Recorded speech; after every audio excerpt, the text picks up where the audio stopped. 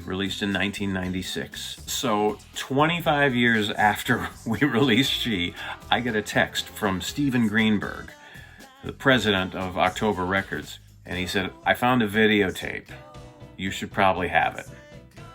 So my heart started fluttering with what the tape might contain. As soon as I got back to Minneapolis, I burned out to his house.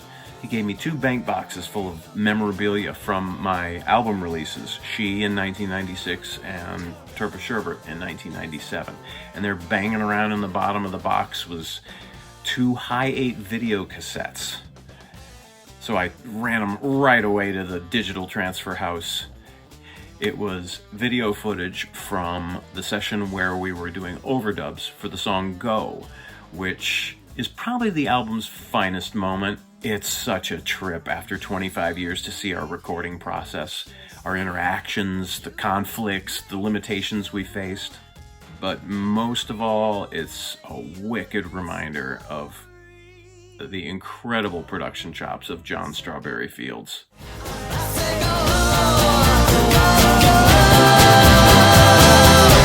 One thing that defined John's process back then was he'd set up these big, kinetic, very propulsive loops, and he asked me to bring in vinyl records into the session, and we ripped samples off of those and added those sounds in too.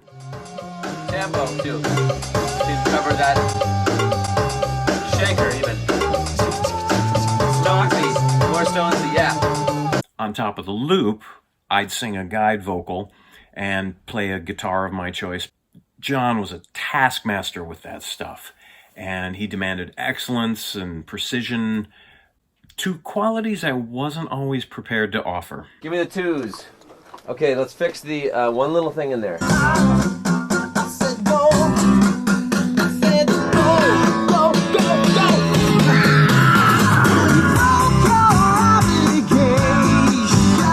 The major like surf fast fill that you're doing on the A flat chord, there's 2 different tracks here, so you gotta do the same thing. What did I play? Right, it's crazy. Listen to it. Sa-dat, sa-sa-gang-gang-gang. Right.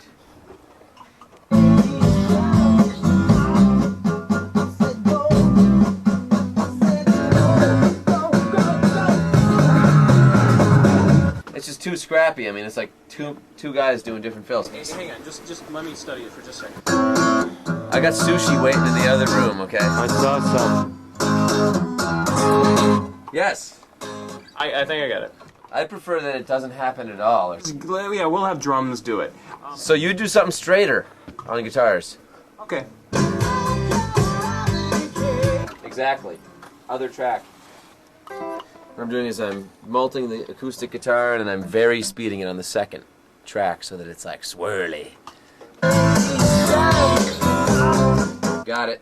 Come on in. Okay, we're listening to the whole tune. Come on in. No shit.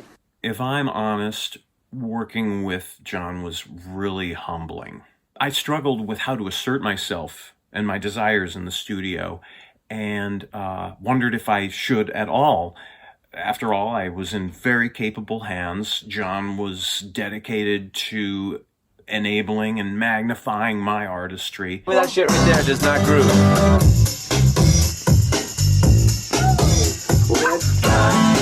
It's asking for vocoders and shit like that. You're not gonna do it.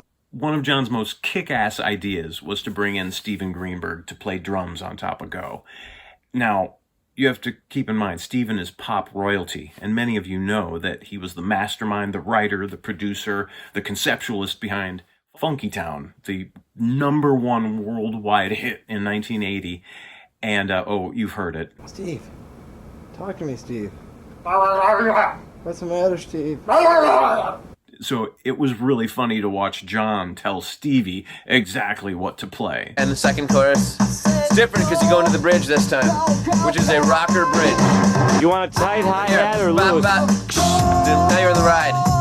Boom, Okay. boom, fast. Just rock, you know.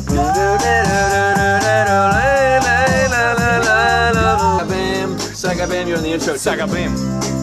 Tat tat tat. Out. Tat tat tat. There's something missing, Willie, on an acoustic. What are you using the computer for? Lyrics. Lyrics. Print out all- Okay. I need a quick acoustic patch-up. How'd you get that red ball? Magenta, excuse you. How'd you get that magenta ball? Well, I rubbed it too much. It became engorged. My God.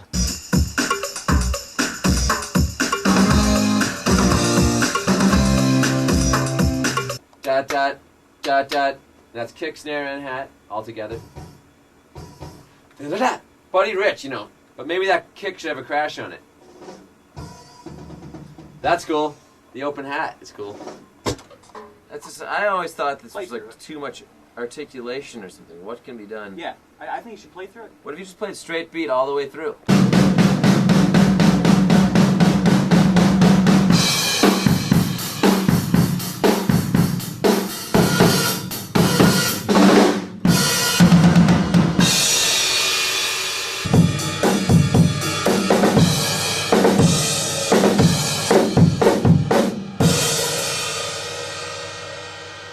It was immediately apparent where John inherited his perfectionism from. And it was from Stevie, his longtime mentor, and his uncle. There's problems with that. There's crashes all over it. You can't punch on those. Hey, So- regarding the fills at the end, I liked the flam, but then on the third one go, you know, engage a tom. We did, and we got lucky on it. I mean, What do you 1/10 of a think? second. Does that occur to you at all, that those fills? I'm not a huge fan of them, but they're okay. The second one I would love to do over again.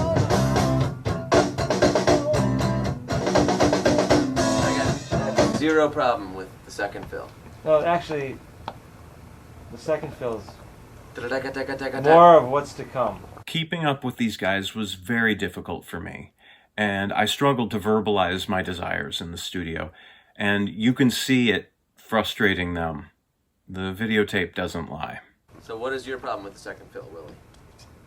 Neither the first one or the second one sound to me like they're kind of.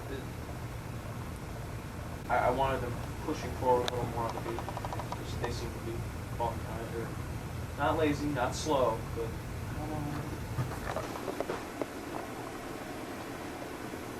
Should we just try maybe the first one, get out of that, and then if we get a good one, then maybe try to skillfully get the second one?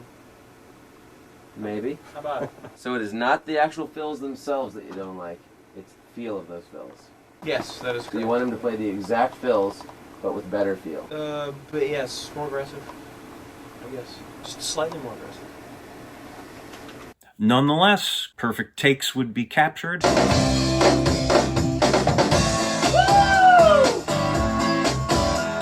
I think we should sing it through the vocoder. Or through that thing, I mean. Would be like this. Try to get this. Well, why don't we play the solo? Okay. I gotta leave my piano, man. But one victory might just lead to the next challenge. And sometimes we face limitations of the studio itself. We're making the shitty piano in tune because we don't have a real piano here. So how do you do that? So we have to move the tape. We have to move the tape around so that the tape flats out to the pitch of the piano, which is about a half step flat. I mean, you move the speed of the tape? That is correct. Meanwhile, the part.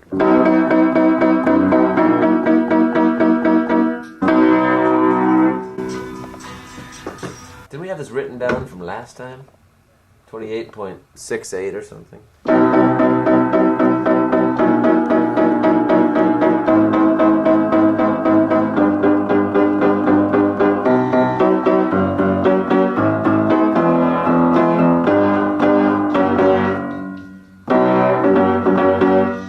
Nah, that ending I need to articulate, out.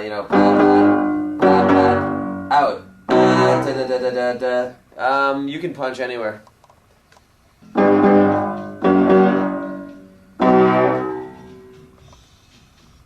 Our buddy Ken Chastain would drop into a lot of these sessions and help us engineer. He'd play drums, percussion, sing background vocals.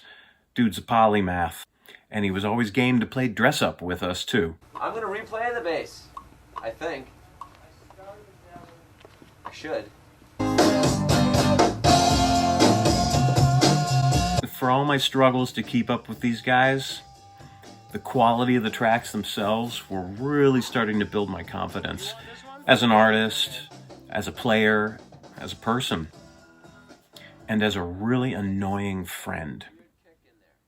The generosity of John's spirit, it's really something else. The way he feeds off collaborative energy, to see him play in the studio, it's unforgettable. Anyone who's seen it is completely blown away. And it certainly has left an impact on my life and on my music. And I'm wildly grateful for that. Oh, and John, if you want your credit cards back, let me know. I'll keep the cash. Go, I said go.